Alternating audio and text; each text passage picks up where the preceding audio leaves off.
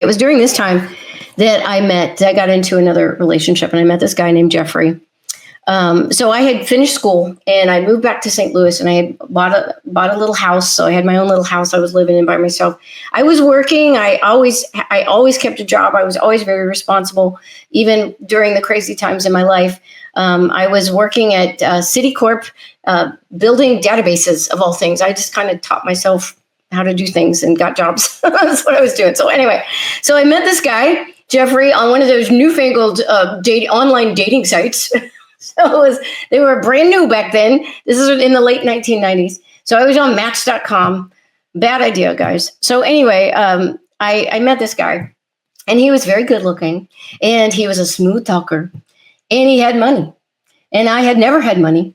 And so it was very intoxicating when I first met him. And so we started dating, and I was very infatuated because he was a real smooth talker. He was kind of a con man. I learned that later. But anyway, but it didn't take me long to realize that he had his own troop of demons.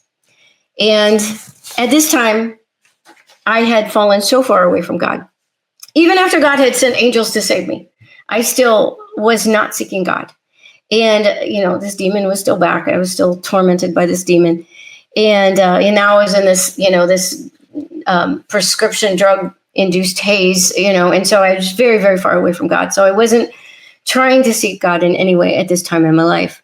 So I started understanding that this guy, Geoffrey, had his own demons, and he had a whole troop of demons, and they were way, way, way more powerful than any of Jeremy's demons had been.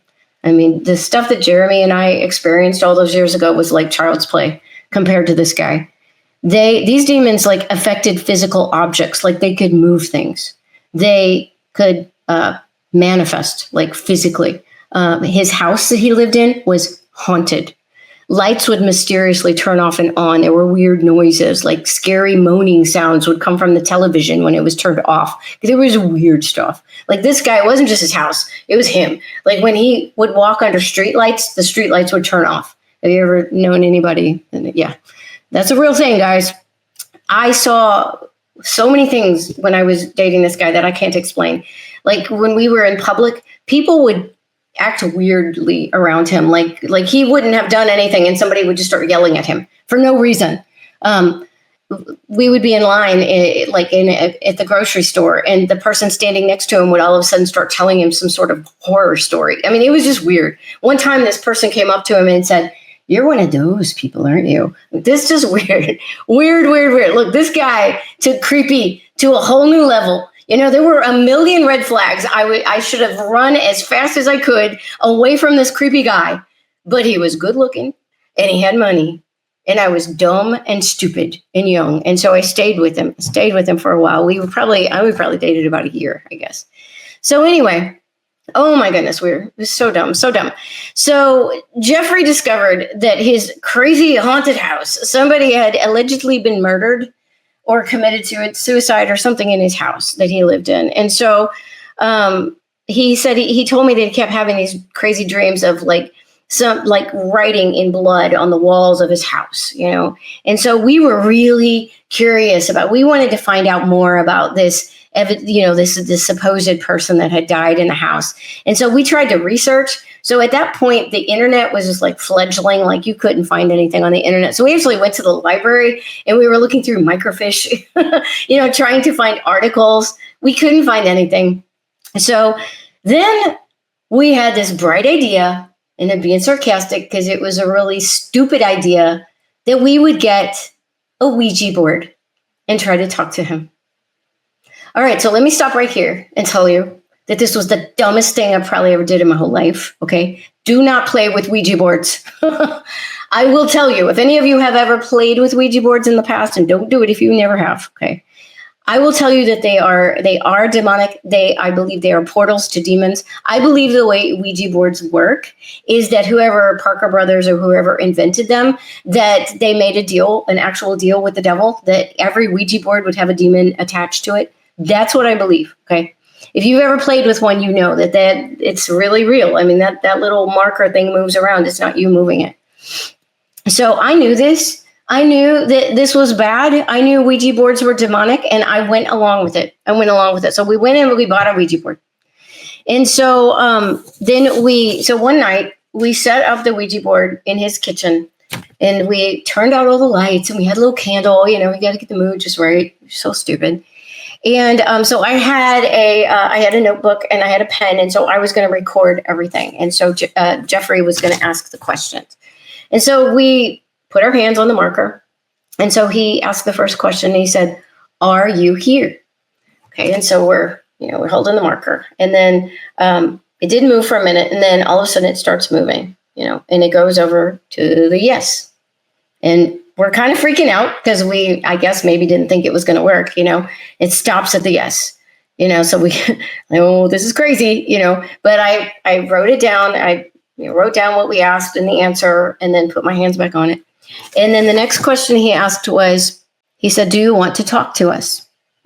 And so it was on the yes, and so then it moved away from the yes, kind of stopped, and then it went back to the yes, and it stopped.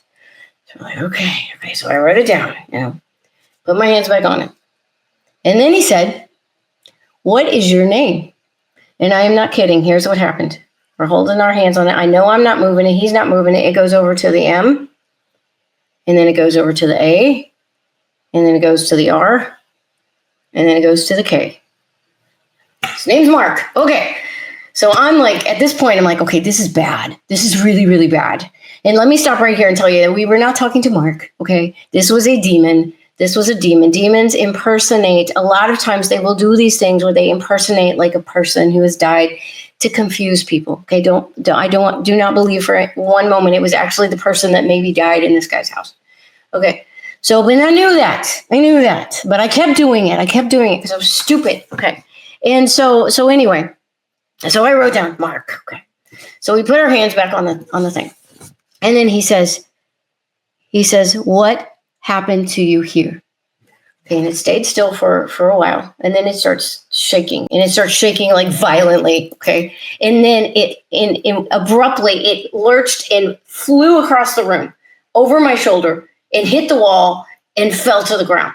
And as it went over my shoulder, there was like an invisible hand, and I am not kidding, shoved my shoulder hard. It shoved me so hard that it pushed my whole chair back away from the table. And so I'm sitting there. At the same moment that this happened, back in the other room, like in the bedroom, we heard this loud crash, like something huge, glass crashed, like shattering glass. And so then everything was silent. And so we're sitting there. I'm freaking out. I just got pushed by a demon. Okay. And I'm sitting there. We're not saying anything. We're both freaking out.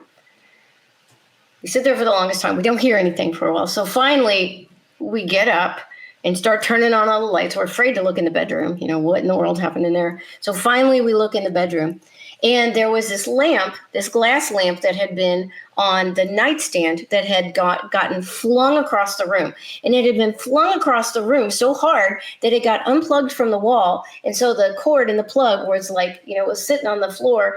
And then the plug was like, in a line out, behind it. But here's the weird thing. It wasn't broken. There was no broken glass. We know we both heard something huge shattering glass. We went all over the whole house. We never found anything broken. So it's just so weird. It's like that fire, remember, in the corner that didn't burn anything. They do tricks. I don't know exactly how all these things work. But anyway, that is what happened. All right. Now, this was crazy. This was it. This was the end for me. I'm like, okay, this is stupid. Well, I'm not going to do this, because he wanted to go back and ask more questions. And I'm like, we're not touching that thing except to box it up and go take it out and burn it. And so I made him. He didn't want to do it. I made him. We boxed it up. We took my notes and we drove out to a field, and I watched it burn. We burned it. I watched the game burn, and I watched my notes. I watched them catch on fire. My notes with my handwriting. I watched them catch on fire and curl up into a little black ball. Okay. And that was that. I thought. And about a week later, I was at his house, and he opened up a closet or something, and I hear him say, "Oh no." And so I'm like, what are you talking about? And he didn't want to show me. And I made him show me what's in that closet. And so he opened the closet, and there was a Ouija board in there. And now it could have been a different one, could have been, it was in the box, could have been a different Ouija board, and this guy could have just like put all this stuff together to be a prank, right? And so he pulled it out and then he opened it up and I could not believe it. My notes were in there in my scratchy, weird handwriting that nobody else can do. In blue ink, my notes that I had watched burn up were in the box. Guys, this is the truth. This is what happened. I don't know how that could happen. Demons cannot create matter from nothing. Demons cannot take something that got burned up and recreate it. They use trickery. I don't know exactly how it happened, but it happened. And that was it for me. I'm like, okay, this guy is I'm done. And I broke up with him right after that. Never went back to that house. Like, I am done. I'm done. I pray that he has gotten deliverance from his demons too. I have no idea where that guy is now. So anyway, that was that.